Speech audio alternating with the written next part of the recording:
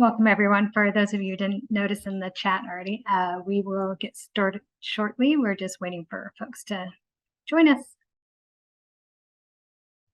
Well, we seem to have slowed down on the joining of the list. And so, even though hoping for more folks, I don't want to take up too much of anyone's evening that joined here on time.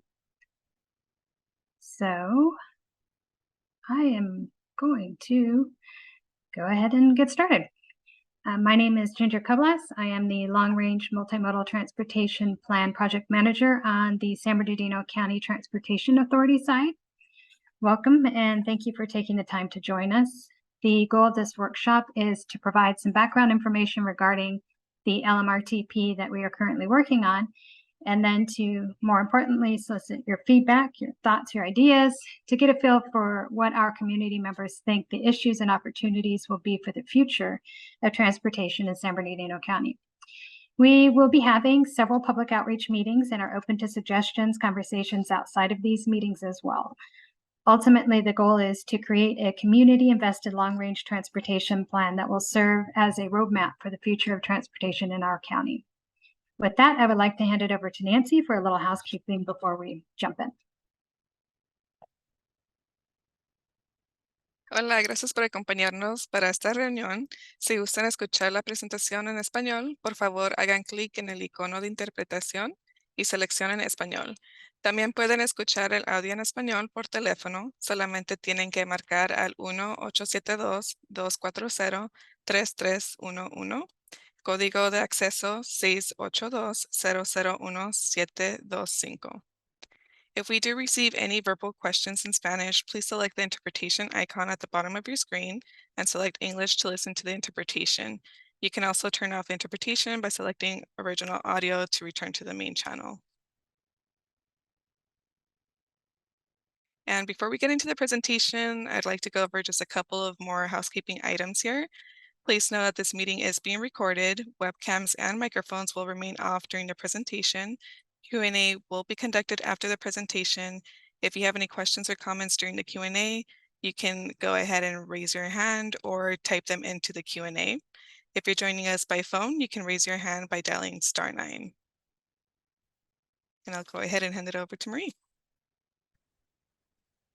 Great, thank you everybody. Really appreciate folks joining us this evening. My name is Marie Lewis Adams. I am the consultant team project manager for this long-range multimodal transportation plan. As Nancy said, while we will be taking general questions and answers after the presentation, we do have some polling questions during the presentation. So good way to provide some input as we're chatting, and then we'll get to the general questions afterwards. So today we'll be covering a little bit of background on this plan and why SBCTA is taking on this planning effort. Looking at some existing conditions, some of the key takeaways that we're finding, and the next steps in the plan, and then we'll turn it over on the Q&A. All right, so let's talk a little bit about some context for this plan. When SBCTA envisioned this planning effort, we could go to the next slide. The intent was to ensure the safe and efficient management, operation, and development of a regional multimodal transportation system that, when linked with appropriate land use planning, will efficiently serve the mobility needs of county residents, businesses, and visitors, with robust connectivity to the regional system. That was the original idea behind this planning effort. So, kind of where this fits in, to the overall scheme of things, SBCTA, as the county transportation authority, kind of manages the transportation system within the county. However, this plan is also taking place within the context of statewide plans, such as the California Transportation Plan 2050. California recently approved a climate action plan for transportation infrastructure. And the Southern California Association of Governments, SCAG, also creates their own regional plans. So this planning effort is intended to be kind of broadly consistent with those planning efforts as well, and that kind of gives us some guideposts for this project. This is truly a multimodal plan. All types of transportation are included. We've got, roadways, freight, buses, trains, bicycle and pedestrian, vanpool, all these different parts working together. And that's kind of the intent, is to bring all these pieces together. SBCTA has been doing a lot of planning over the past few years. So have all other local agencies, cities, the county. And so, this is kind of one place to pull things together and make sure everything's kind of pulling in the same direction. We've also been going through a lot of changes with COVID, with travel patterns changing, technologies changing very quickly. There's a lot of things to react to these days, and so it's a good time to kind of take a look at how everything works and what changes might we want to make in the future on the transportation network. We also want to keep an eye towards implementing projects, so it's also going to be important for this project to identify opportunities to fund and deliver important transportation projects. Okay, just a little bit of overview on the process itself. We kicked off this project back in the spring of 2023. We started looking at existing conditions across the transportation network and across the county in general. On our project website, which I'll get to in a second, there's a big story map, which includes a lot of background on those existing conditions. It's well worth a look. From that, we're looking at, where are the issues, where are the problems, and where are the opportunities in the system. That's kind of what we're doing now. We're doing a lot of outreach, engagement. We have an online survey to understand, what the community is looking for and what are their mobility problems and what are some possible solutions. We're also going to be doing some scenario planning. And that kind of gets back to those change issues, those different factors that are coming into play, like, people working from home more, or is climate change going to affect the transportation network a lot? Scenario planning can look at, what might different futures look like, and how does the transportation system react to those different futures, and that'll allow us to make some important choices. That'll help us develop recommendations for the plan, and then we're going to, create the actual draft and final plans by the end of 2024. And as Nancy mentioned earlier, we're going to have community engagement throughout this project. All right, on the next slide. So the best place to keep abreast of plan developments is the project website, which is on SBCTA's website. It's at gosbcta.com/LRMTP. There you'll find links currently to our online survey. Please take it. It will be open probably throughout October. We encourage everyone to take it and tell your friends and neighbors and colleagues. We're getting a lot of great input through the survey, so appreciate you passing that along. We also have links to our existing condition story map, a lot of great data there, and that's where we're going to be posting updates on what we've been doing, the documents and maps and other things we've been producing, and any events that we're holding. All right, so getting a little bit into how the plan will be developed. This county is very large. It's the largest county by land area in the contiguous U.S. So there's very different areas of the county, from urban to rural, desert, mountains. So it's important that we think about different solutions for different areas. So these are the 6 subregions of the county, and that's consistent with how SBCTA currently establishes its funding measure. And when we talk about recommendations and strategies, we're going to be talking about it broadly in terms of these subregions. So We've got the valley, the San Bernardino Valley, the Victor Valley, the North Desert area, which includes Barstow, the mountain region, the Morongo Basin, and the Colorado River, which includes Needles. So I think that brings us to our first polling question, or our first two polling questions, I should say. If you could tell us, which subregion do you live, and which is the subregion of your most frequent destination, like work or school? Maybe the same one and maybe different. But once you have a chance to take that poll, then we will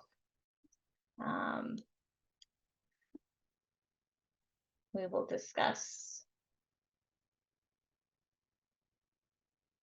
Please feel free to choose the answers. We'll give it a minute.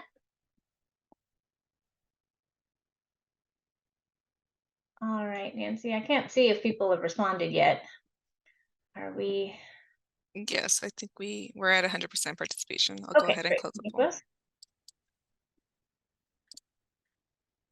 All right, great. So we've got number of people here from the Valley. All right, a couple people from out. Nobody from Colorado or Morongo today. But otherwise, we've got a pretty good subsection of the county. And even more people going to the Valley for their destination. All right, well, thanks for that initial input. I'll have a few more questions as well. Okay. All right, let's move on to the next section. So just a little overview on some of the existing conditions in the county. I wanted to kind of give a little background on the county itself, the transportation network, and what that tells us for moving forward. So first of all, just wanted to touch on some of the regional growth that's expected in the county. We're using some population and employment projections to understand how much the county is expected to grow over the next 20 to 25 years. Using data provided by SCAG, the Southern California Associated Governments, we see that population and employment is projected to grow significantly between now and approximately 2050. But that growth isn't necessarily distributed evenly throughout the county. In terms of the subregions, the vast majority of the both the population and the jobs are expected to go in the Valley, in areas where there already is quite a bit of population and employment density. So the areas of density are expecting to get denser. Victor Valley is also expected to grow quite a bit. Those are the top areas that are expected to grow. However, all of the subregions do have growth projected. And so, for a project like this, when we know that we have additional trips that will need to be made on the transportation network, which is already, has issues with congestion and things like that, we think about, how can we accommodate that kind of travel? All right, next slide, please. Another important thing to consider is socioeconomic factors. We're also going to be looking at, there's many communities in the county that are considered disadvantaged based on demographic criteria and environmental criteria, including incomes and access to transportation, air pollution rates, things like that. So these communities might have particular challenges when it comes to mobility or public health. And so a lot of the funding, both at the federal and state level, is directed towards these communities. It is, a big opportunity, especially because San Bernardino County has a number of these communities. Additional investment will be directed towards these communities. So that's an opportunity for a plan like this.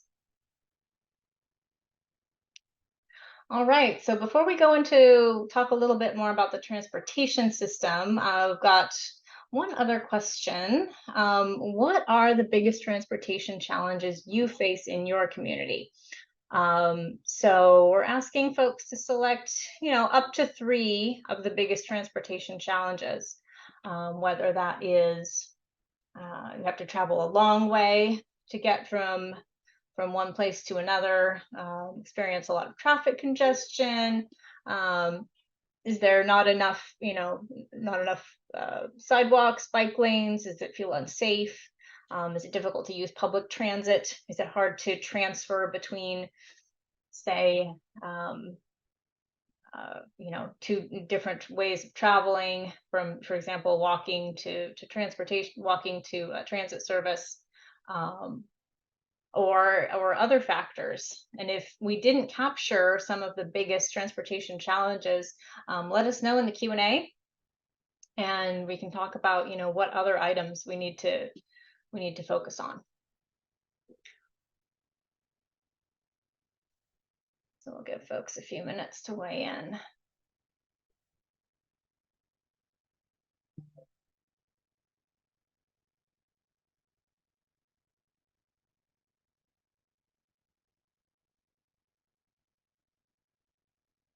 These are also some similar questions to things we're asking on the online survey.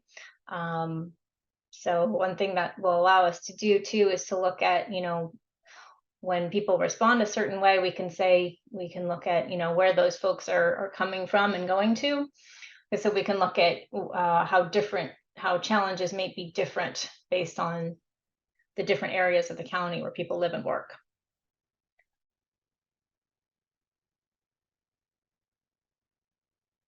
Okay, I think, should we close that one out? All right. So So Marie, I just noticed the poll only was single choice. So would you like me to relaunch it with the multiple choice? Sure. Yeah, that would be great. But it's helpful to see anyway. The most people pick long travel distances when they can only pick one. So yeah, if you want to do it one more time with the multiple choice, that would be great. Okay, give me 1 second here. Thanks.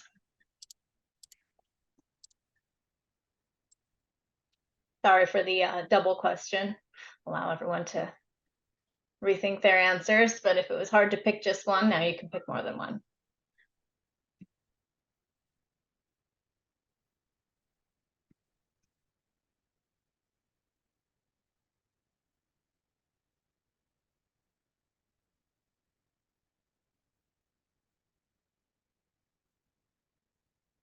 Okay, I'm gonna go ahead and launch it. Just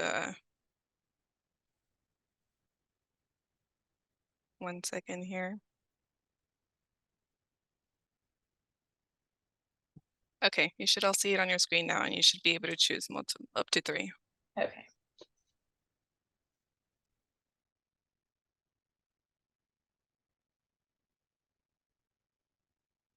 Okay, I think we can go ahead and end that now. Thanks, everybody.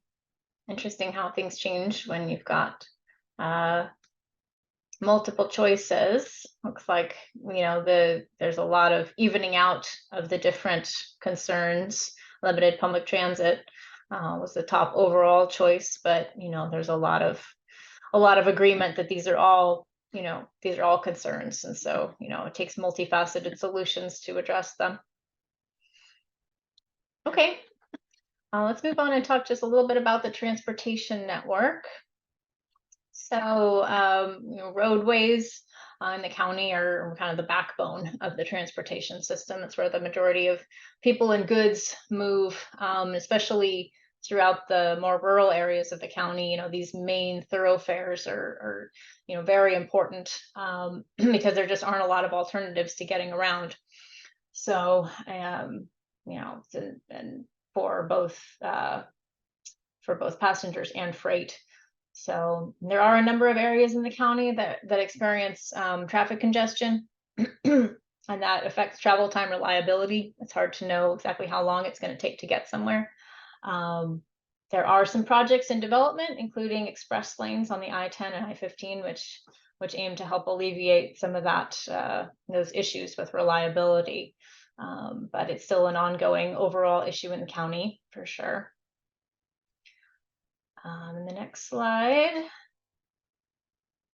let's talk a little bit about transit. Transit is a very big topic. We have a lot of detail about the transit system in our existing condition story map on the project website. So there's a lot more detail there.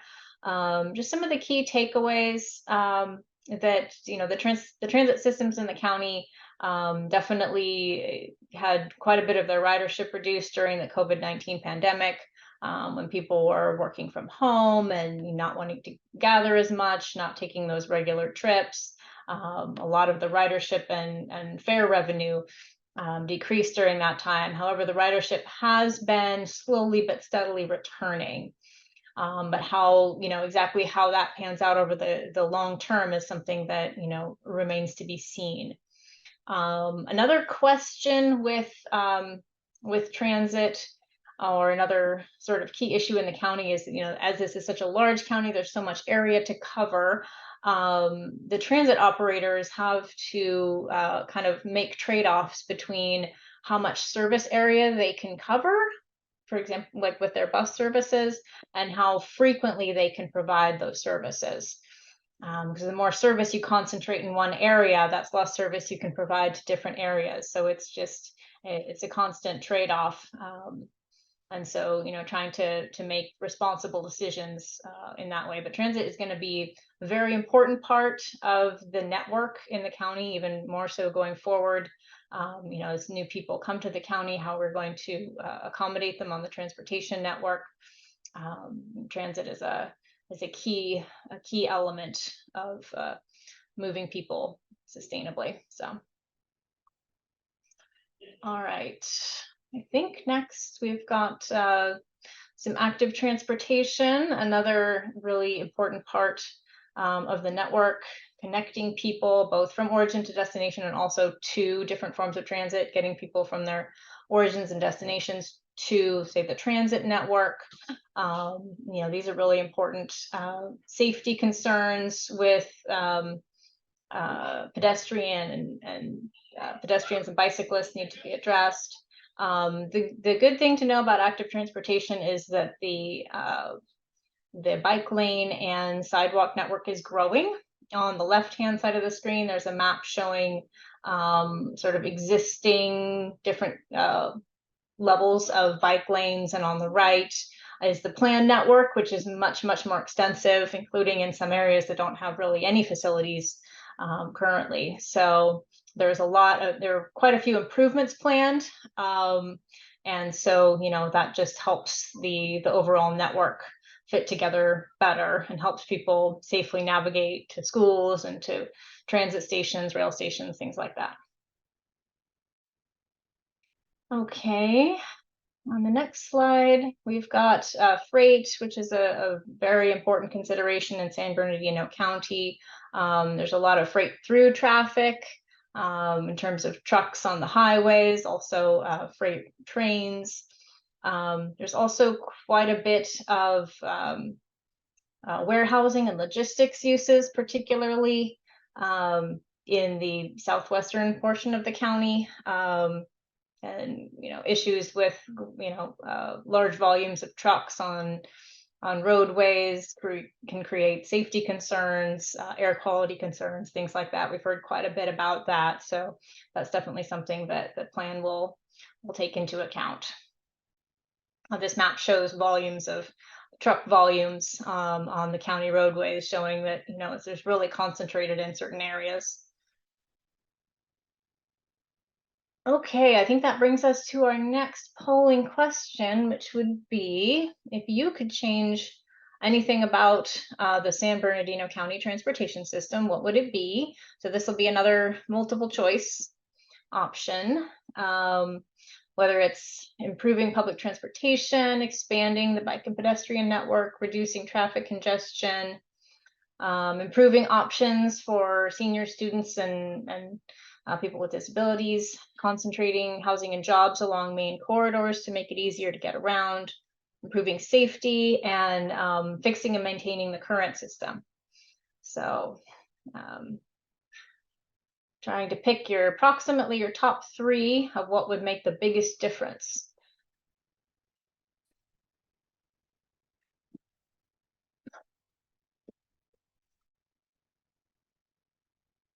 Okay, I think that's about everybody. All right. So our top response was the importance of improving public transportation options and frequencies, make it more convenient to get around on transit. Expanding bike and pedestrian network and reducing traffic congestion were the next top choices. So definitely these things, a lot of these things go together.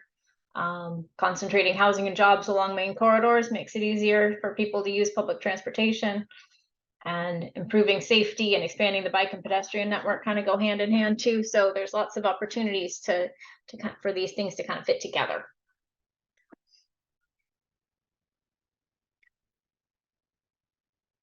Okay, let's see. So just wanted to talk a little bit about the transportation policy and funding environment, because this affects kind of how the plan is developed and how it can be funded and delivered.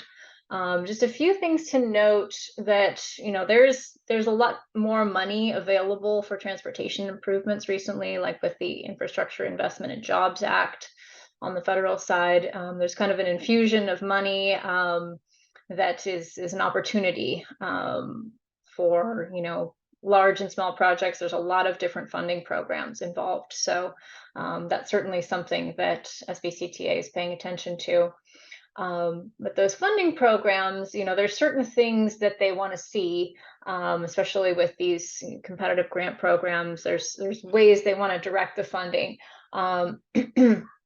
There's a lot of interest in alternatives to automobile travel, and this has to do with alleviating climate change and improving air quality. There's a lot of interest in reducing vehicle emissions, reducing greenhouse gas emissions. So it's not, the trend has kind of gone away from adding lanes to highways to try to increase capacity, things like that. There's a lot of more interest in alternatives, transit, better management of traffic flows, rather than just adding more capacity. There's also a lot of interest, as I mentioned, in directing improvements and directing investment towards disadvantaged communities that might have been historically underrepresented in terms of transportation improvements. So there's a lot of opportunities there. So, and on the state side, California has some specific legislation that, really limits the potential for highway expansion. However, it does support more housing and more development sort of concentrated near main corridors, particularly transit corridors, to accommodate that population growth, but hopefully not, add too many more cars to the network. So that's some of the kind of overall environment in which this plan is being developed. Next slide. So, okay, let's try to wrap this all up into some key takeaways. What does this all mean for moving forward and how we create this plan?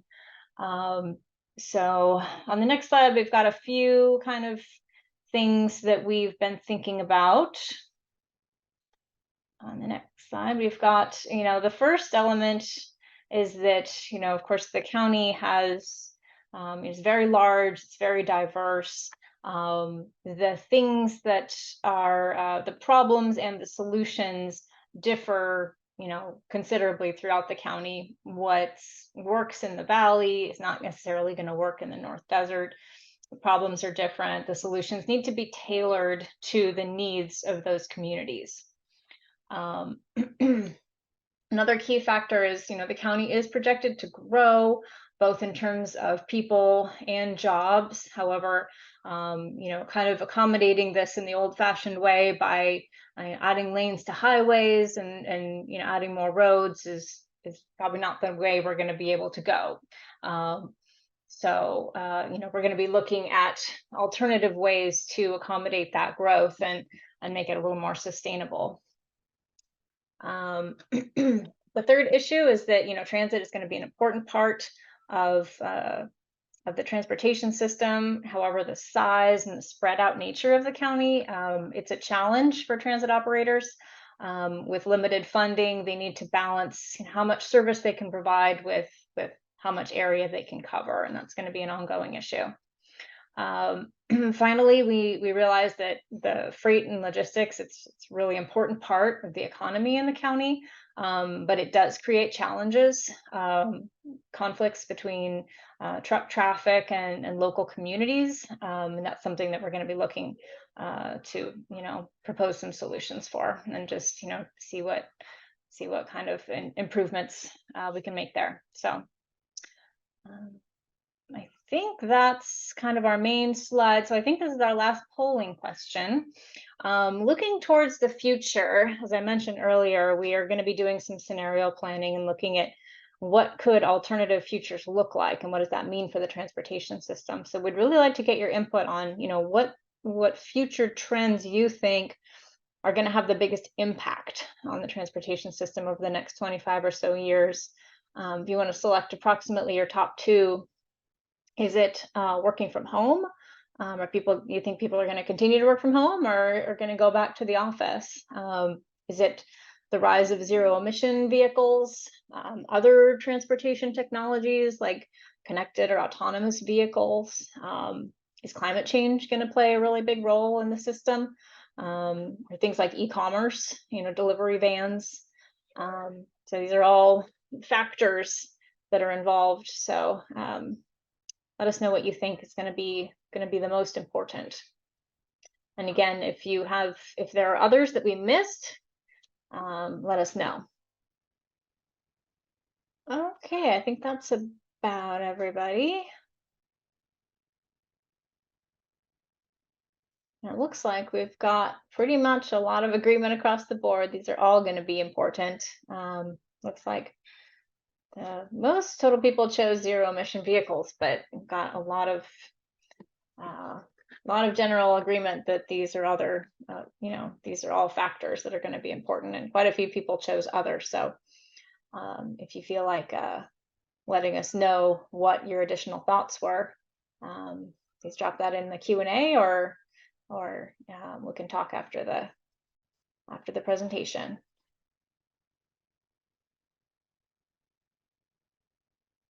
Okay, so our next steps from here, we're going to be continuing to collect community input. We've got, an in-person event tomorrow, I believe, in the Rialto Farmers Market. Our survey is still open, and our email inboxes are always open with other ideas. So we want to, really understand what are the issues, what are the opportunities. We're going to start to consider, those alternate future scenarios. We're going to be doing some analysis on how those scenarios might affect the transportation network, and then we're going to be developing draft recommendations that we can share back with folks around the probably in the springtime. So we really hope that everyone will stay involved with this process. Got the website link up again. Please take the online survey, review the story map. As we have other events or other information, it will be posted there. And in terms of contact information, we have an email address, lrmtp@gosbcta.com. If you have additional ideas after tonight, please email us. That comes directly to us. So we've got a QR code for the survey as well, if anyone wants to pop over there after the meeting.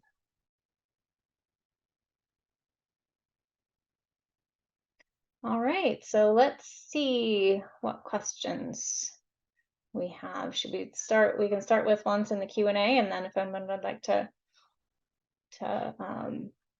speak, that would be fine too. Can I jump in with the Q&A? Please.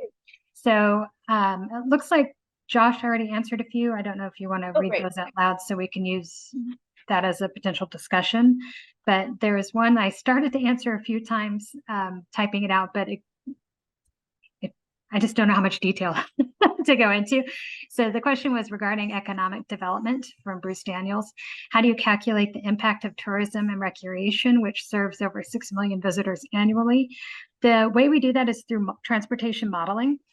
And the modeling that does forecast, but it's also benchmarked using actual data from the transponders from the phones. So we get live data, big data that tracks origins and destinations, and we will be incorporating that into this plan, both the existing, the plan that's consistent with SCAG's regional transportation plan, but then also we'll be doing scenarios and using that model to test different scenarios.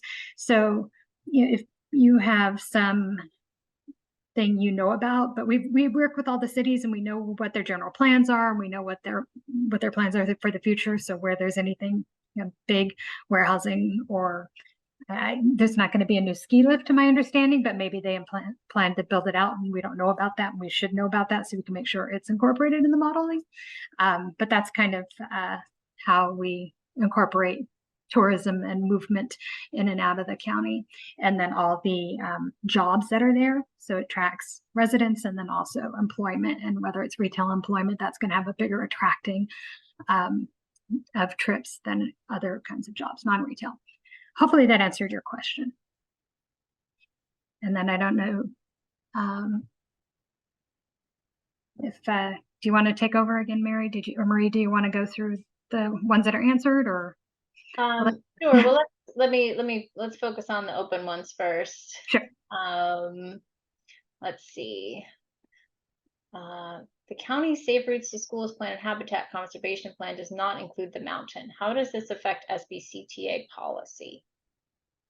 So, go, Josh. Yeah, I was just thinking, Bruce, is there, could you elaborate on that a little bit? I wasn't kind of sure. Safe Routes to School Plan does include mountains. I'm not sure if not all of the schools probably are included in the overall schools list, the top 10 or not 10, top 10% schools list, but certainly it's a countywide program.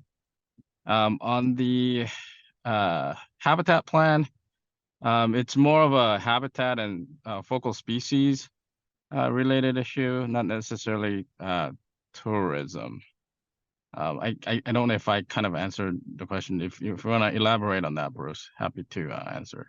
Yeah, so Josh, it looks like Bruce did raise his hand, so I'm going to go ahead and unmute him. Hello. Can you hear me? Hey, Bruce. Yes. Oh, yeah. Well, those are two separate questions.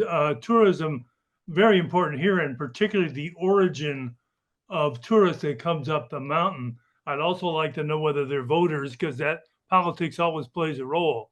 But what was the other question you asked? Was about what was your other question, Josh? The habitat plan. Do you want to kind of elaborate on that one? Yeah. I've been accessing the conservation district that drew a map, and I have a copy of the map, which does not include, certainly not the mountain communities, which are part of the county, but perhaps even more importantly, the San Bernardino National Forest, which occupies virtually 90% of our land, which is just infiltrated by tourists. So there is a connection there, but habitat conservation up here does not have any artificial boundaries. And that, of course, speaks to my interest in not only San Bernardino County, primarily the mountains, but also Riverside County, all the way down to and including the Mexican border. We get a lot of Mexican tourists up here, and I don't know if they're accounted for in any way, or whether any program is tailored to address that issue, but primarily habitat conservation and education. Now, I met some years ago, really, with a guy who wrote the plan for Safe Routes to Schools, and he told us that the mountains were not included. So that's what caused my question, and I have yet to see any plan address our schools up here dealing with safe routes to schools. One final point is that the Caltrans SBCTA Active Transportation Plan identifies safe routes to school as a #2 priority after an Intermountain Trail, which is my favorite, and finally village revitalization, all of which connects with roads, sidewalks, trails, waterways, you name it. Sure. Yeah, just to briefly answer your habitat question, it's the mountain community or mountain region wasn't included in the overall countywide habitat plan because it already has a lot of federal protection in the mountains. So it doesn't have kind of the development pressure as the locations out in the valley where the habitats could get destroyed through a development. So that was the short answer. But in terms of safe routes to school, I think Ginger, you might have a little bit more insight into whether we include. I believe we have, because we have did. included. I've talked to folks up in the mountains. Big Bear Trained, Elementary School, we did a study up there. And so we developed a plan, a fact sheet. I sent the link. And so it has not been completed. Oh, okay, I can't even say that yet. I'd have to go look through because the county conducted one and we conducted another. But I know it was at least in phase 2, volume 2. So definitely Yeah. it's on our radar. It's in our plans. That it's not in this phase. I'm guessing it was in the county's phase, the last phase 3, and we're working on phase 4 now. So what it was is they kind of phase 1 did a huge study and tried to somehow prioritize school. A lot of that was based on need and population, and but then we also tried to keep it well spread throughout the county. And then phase 2 developed plans for everything. Phase 3 took some schools and implemented, and we're on phase 4 right now. We're implementing it on the other schools. And I'm doing phase 4. It's not in my phase 4. So I assume it was done in phase 3 that the county oversaw.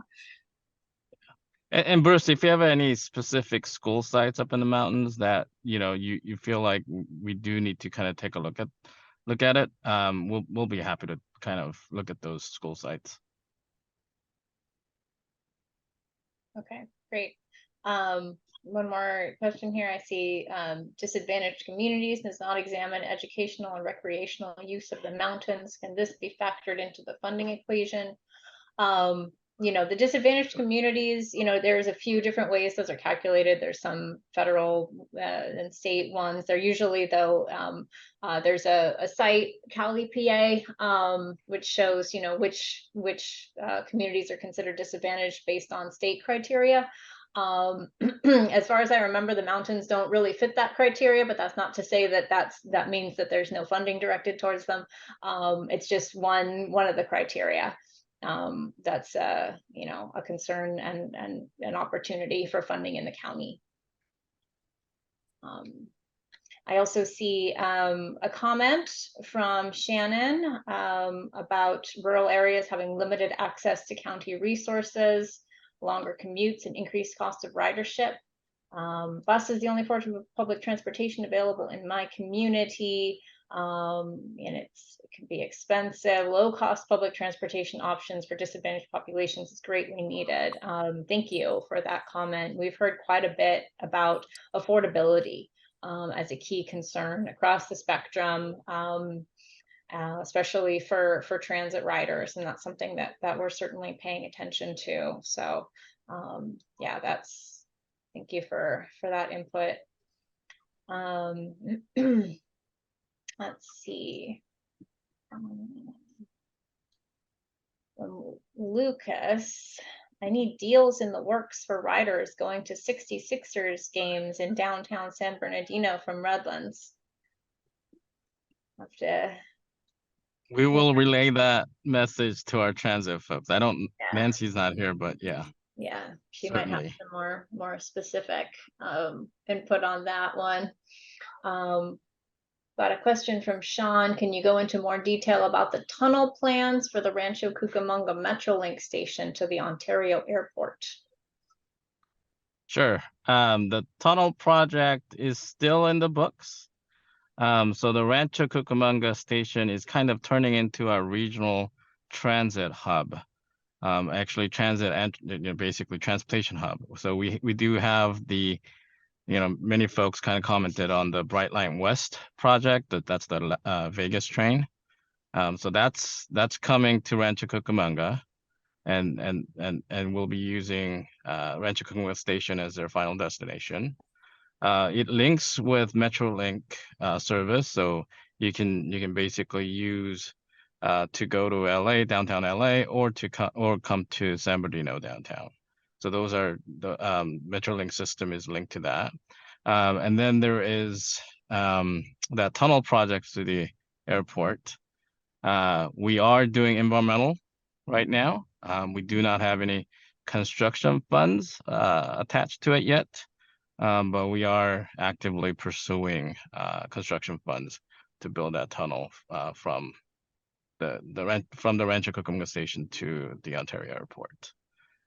We do have the West Valley Connector that's coming to that station area. So that's our bus rapid transit system that comes to the Metrolink station area. We also have our county's first cycle track being constructed there. That's going to be completed next year.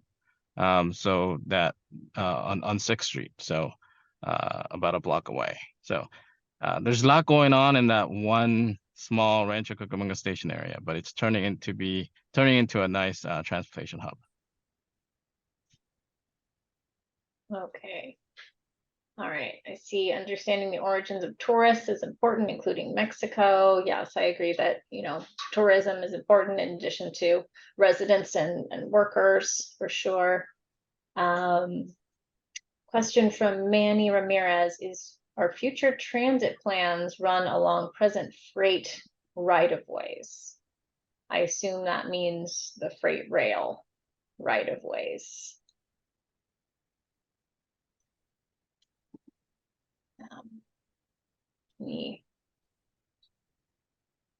And by Not transit, sure about you're that meaning question. rail as well, or so right now we do have some shared rail lines even on the Metrolink, but no, there's no plan to my knowledge to add any more passenger rail to freight rail, if that other existing freight rail in other locations, if that's the question. At least I've not heard of any of that. Have you, Josh? No, Yes. I mean, there is plans to extend the PE trail from where it currently ends in Rialto. We're looking at feasibility, or Rialto is looking at the feasibility of expanding that all the way to San Bernardino. But they're saying future transit plans.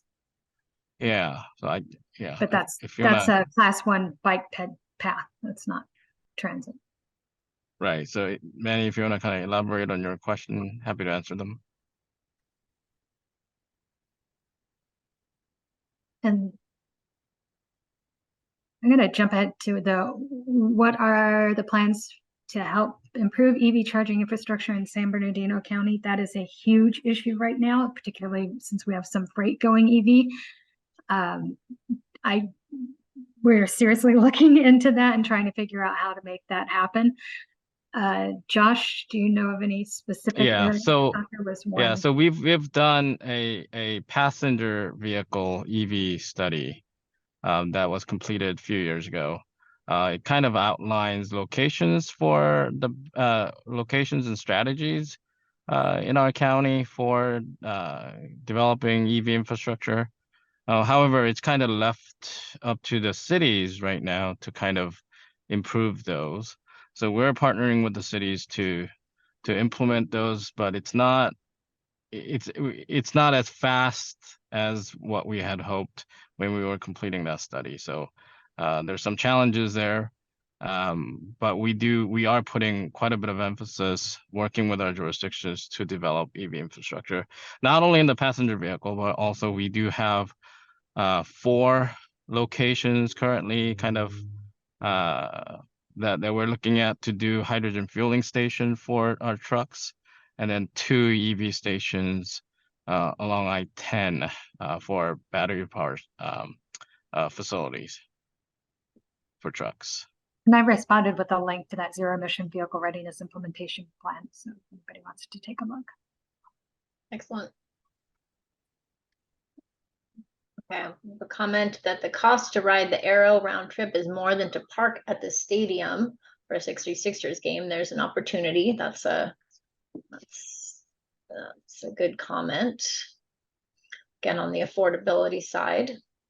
Why are the freeway lines so faded out? We're painting them to make them brighter.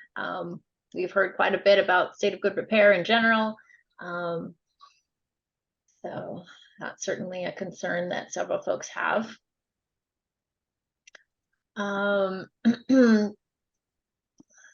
Lucas Cuny, any plans to increase the frequency of the Arrow, or what about some direct routes of Metrolink between San Bernardino and Riverside, at least during rush hour?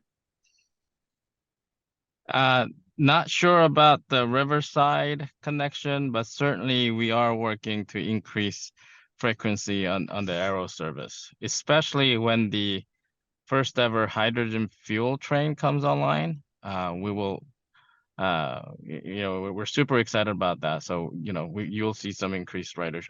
You'll see some definite increase in frequency when that happens.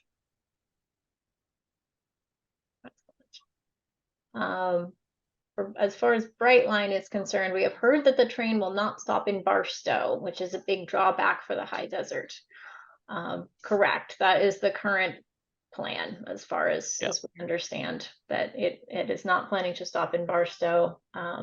It will stop in the Victor Valley instead. Which is a big drawback, I agree. Because they're, to our understanding, the Barstow area is going to be getting a lot of warehousing jobs, and they'll be mainly drawing from employees living in Victor Valley. So we are aware of these issues, and it's on our radar, and unfortunately we're not fully in charge of Brightline. So we will definitely kind of try to keep elevating that. There's a hand raise from Lucas, and try to.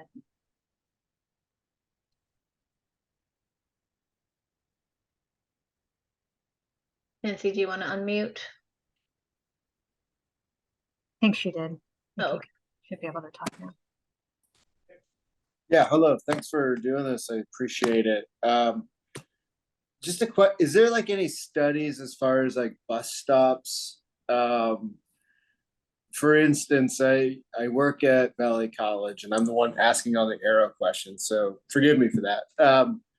But when I've taken the bus from that station, the downtown SB station to Valley, I believe on count, there's 3 stops before I get to Valley. So it takes about 15 minutes to get by bus to go about a mile.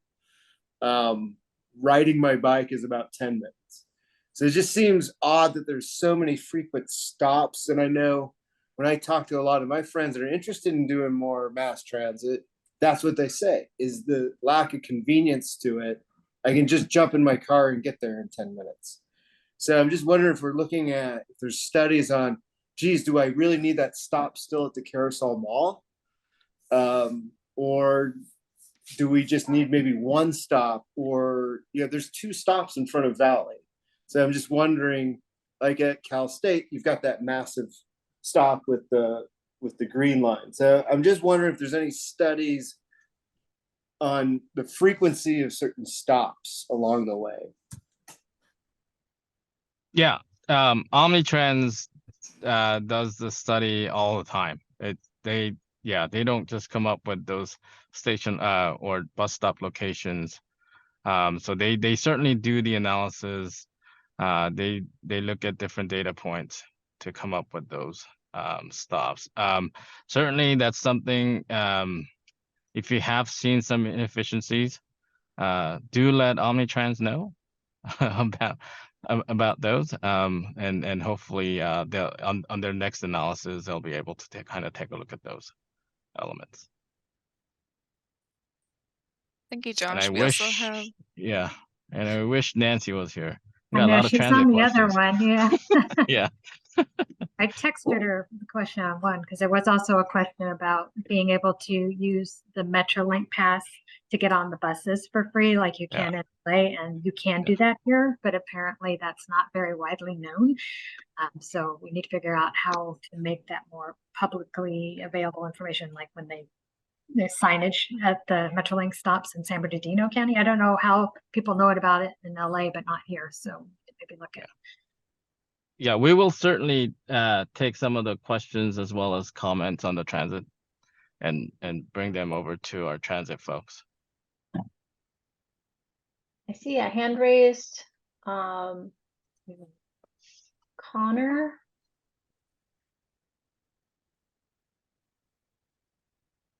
You wanted Hi, to? can you Yeah. hear me? Hi, yeah, I just wanted to ask a little bit more about some of the increased aero frequencies.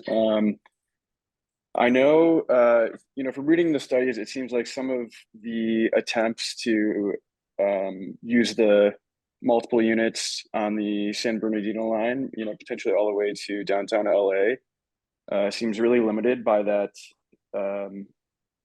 single track section in the median of the 10, towards Union Station. And I was wondering if anything's ever been explored with using the Alhambra line, the freight line that kind of runs parallel to the San Bernardino line, to increase capacity and make that possible to have more frequent service there. Just when Brightline eventually does come, that I imagine that connection will be extremely in demand. Agreed. I guess I can't really speak for Metrolink, especially on the Lake County side, but the San Bernardino County line is the most used line, and has the most trains on the track because we don't share that with freight. So certainly there's options. We do have number of projects that we're trying to double track so that we can increase frequency on the Metrolink system. So there are some successful in terms of getting the funds to do that. Some we haven't, like the Rialto one. We've been for the last 3 years putting in funding application to do double tracking out there. Have not been successful. So we are trying to have those improvements kind of constructed so that we can increase those frequency. But I don't know. I don't know if that kind of directly answers your question, but certainly, yeah, that is our goal, to increase frequency on Metrolink. I know we're approximately at 7 o'clock. Maybe there's a couple last things we can touch on before we sign off for the evening. I see a couple question from Bruce about SBCTA developing criteria for funding. Yes, I think that's already something that SBCTA does in terms of its funding measure, and also there's some criteria that we're going to be including as part of the LRMTP as well. And also a couple questions about the airport. Is SBCTA involved in the specific plan to the airport, and what is its focus on the San Bernardino airport?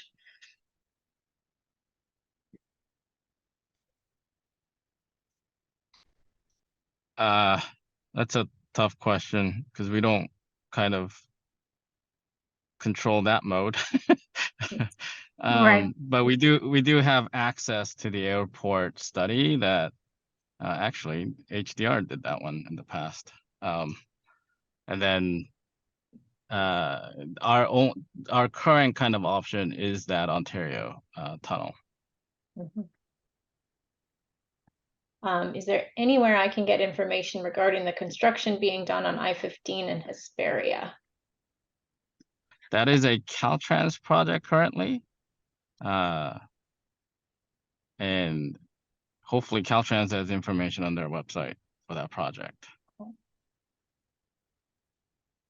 And the last comment from Connor in regards to the last poll, one option I didn't see is the rising cost of living and vehicle ownership. I think that's in to do with the coming trends and how they'll impact the network. Total auto debt is nearly equal with student loan debt in the US. Fuel prices speak for themselves. This places transit agencies in an important position to make car-free living possible. Yes, absolutely. Definitely agree that cost of living and affordability, vehicle ownership is a major factor. So thank you for that. It looks like Bruce's hand is raised. Maybe we can let him speak, and then he wants to address the last thing.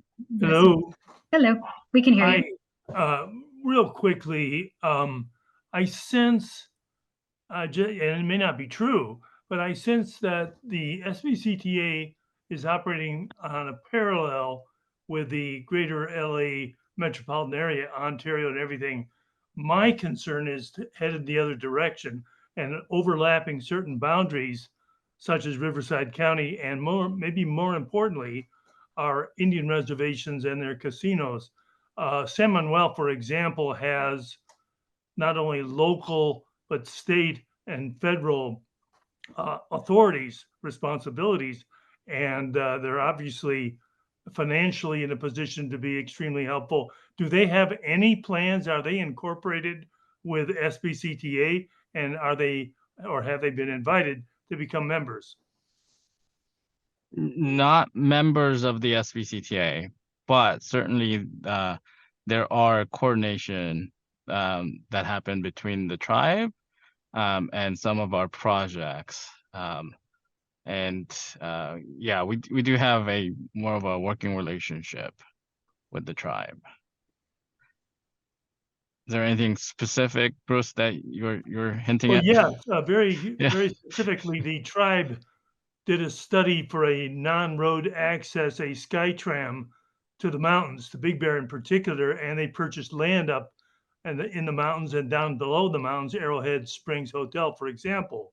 And so they're very much involved in transportation, in water, and I suspect other areas as well. I'm curious to know if they have any kind of a plan, be it general, be it specific, that is incorporated into your work. They also own property at the airport. Yeah, they haven't brought anything up specifically in terms of site development or other modes of transportation. Most of our coordinations with them have been related to Bright Line West, as well as the interchanges near the tribal lands. But I think that brings up a good point. I don't know if we've done as much, broad outreach, but I don't know if we've reached out to them specifically about the LRMTP and trying to solicit their feedback. And that might be something that we should do. They communicate with their adjacent cities, and so we know general plans and what is planned in that regard, and are incorporating that.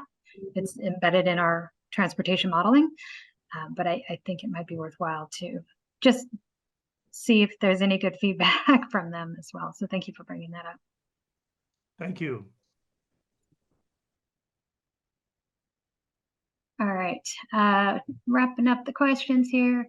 Working with Riverside County and inland Southern California down to and including Mexicali and Mexico would be important in establishing our region as truly majorly. Point taken.